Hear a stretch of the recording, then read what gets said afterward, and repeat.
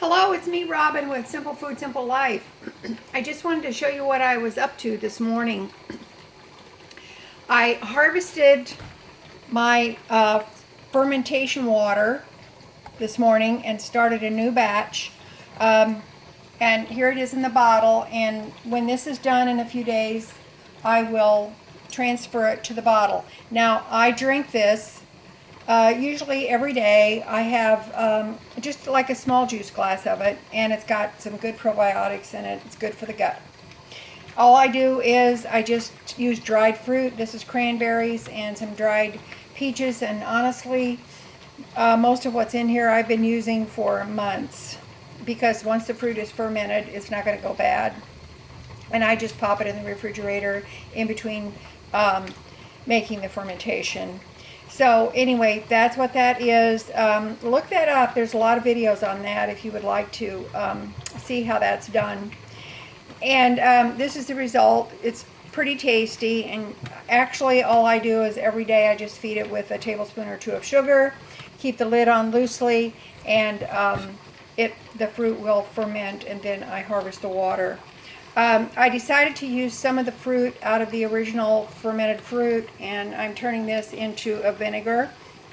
It's pretty much the same process as the fruit fermented water, but this is done a little bit differently in that after it's fed and it starts fizzing, starts fermenting, then you just keep a loose lid or a cloth over the top of it and let it turn to vinegar. I also started some sprouts this morning. These are in the process of soaking. They have to be soaked for 12 to 24 hours. So when these are done soaking, they will open. They'll start to sprout a little bit. I will drain the water off of those and rinse them very, very well and drain them well, and then just let them do their thing. And within, I like to let mine go for maybe a week or so, or a little less, and I'll have a jar full of sprouts that I can eat. Over here, I've got some chicken legs or drumsticks, if you prefer, that I am in the process of canning. I got 10 pounds from Fairway, and they were 88 cents a pound. So I'm processing those this morning. And of course, they're just bone in. I just pack the jars with the legs. They will process for 90 minutes. At this point, I'm waiting for it to come up to 11 pounds of pressure. And then I will start my timer for 90 minutes because these are quarts. And I will have some good canned chicken when I'm done. That for human consumption and also for my little dog and the kitty cats as well. So that's what I'm doing today. This is what I'm doing to help prepare for prepare my pantry, my prepper pantry downstairs. And I just continually keep things moving in that area, always thinking of what can I do to feed myself, to feed somebody else, and to stock and to feed the animals, and to keep my prepper pantry stocked. Okay, now then, I want to say this about the prepper pantry. Do not get caught up in the minutia of what preppers, quote unquote, tell you. You have to do what is best for yourself and your family. Hold on, I'm going to set my timer. Set my timer because it's coming up and I need to get that done. Because here's the problem that I have found. I've actually started becoming serious about prepping back in 2020 when I became so ill and was suffering. I gotta turn this down. I gotta tend to my cannon. So I did research a lot about that. Previously to that, I did try to keep a pantry stock, but not serious about it. But now here's the thing of it. They're going to tell you, oh, you have to buy Mylar bags. You've got to get oxygen absorbers. You have to buy a certain kind of bucket for storage, 30-year storage and all of that. I'm going to tell you this, don't get caught up in that. That costs money. I don't know about you. I don't have that kind of money to spend on all these accoutrements that die-hard preppers will tell you that you need. You need to do what you can do within the parameters that you have. And what are those parameters? Money, storage, and the amount of people that you have to be concerned about, and what you can afford. I cannot afford all of those things. And if you're like me, you can't either. Chances are, if you're watching this channel right now, you can't afford that. And another one of the parameters, excuse me, is age. Your age. I just turned 73 on Monday. Figure it out. Today is the 8th of June. And it's Thursday. Monday, I turned 73 years old. I'm blessed to have my health. I'm blessed to be energetic. I am blessed to be able to know how to do things. However, you must do things within the parameters that you have. Do the best you can with the tools you have. And honestly, these are things that I do. I cannot afford to buy those things.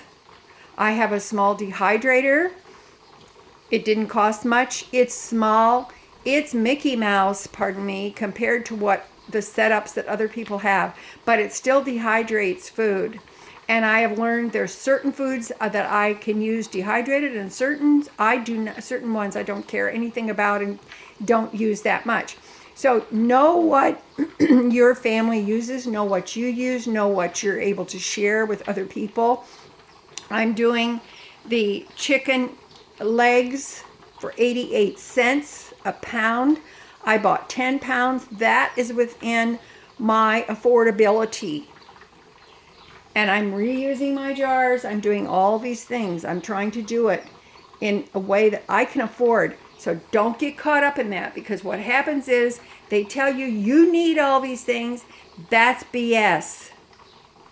That is BS. And I'm not talking about Barbra Streisand here. I am talking about what is your parameters? What is your capability? What is your affordability? All of that other stuff is extraneous. I'm not saying that it's not good. I'm not saying that it is bad. I'm just saying that all that tends to do, it tends to cause people to not prep, to not stock up a little bit where they can. It discourages them because they feel like they can't afford any of that stuff. Of course you can't afford any of that stuff. If you can, fabulous. If you can't, do the best you can with what you have. Okay? All right. That's me. I'm just telling you what I'm up to today. I'm going to throw a few other things in there. I've got some laundry to do, and I'm going to hang them out on the line because I've got a line. It's a beautiful breezy day here in Iowa. Loving the cool morning. I've been putting off turning on my AC for as long as I can all day long. Yesterday, I didn't turn it on. It was starting to heat up in here, and I didn't turn it on until about 3:30, 4 o'clock. So do the best you can with what you have. These are small things. Small things. But I'm telling you, little is much when God is in it. And you know what? Ask for wisdom. Ask for wisdom. How can you do, how can you prepare for your situation, for your family, even for your geographical location? I have some tomato plants I started from seed. My daughter gave me some black Krim tomato seeds. I planted those. I've planted those by my garage. I've got tomatoes. I planted some corn because I got a package of sweet corn seeds, very cheap. I thought, well, let's give it a try. I'm throwing seeds out there like mad because you know what? I don't have a big space. I don't have a big yard, and that's okay. I've got some pots. I've got some place to plant a few things here and there.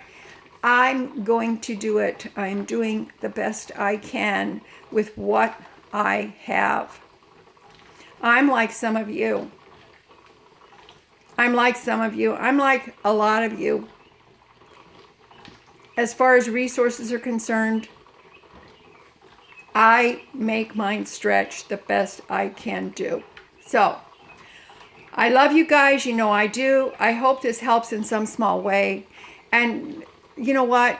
Just get in there. And if it's just one thing every day, just one thing, do that one thing. It's okay. Do the one thing.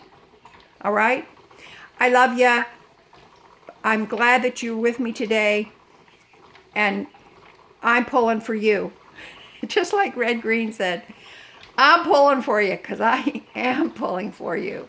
We have to help one another the best that we can. All right. I love you. Little as much when God is in it, and don't forget it. I love you guys, and I'll talk to you later. Bye-bye.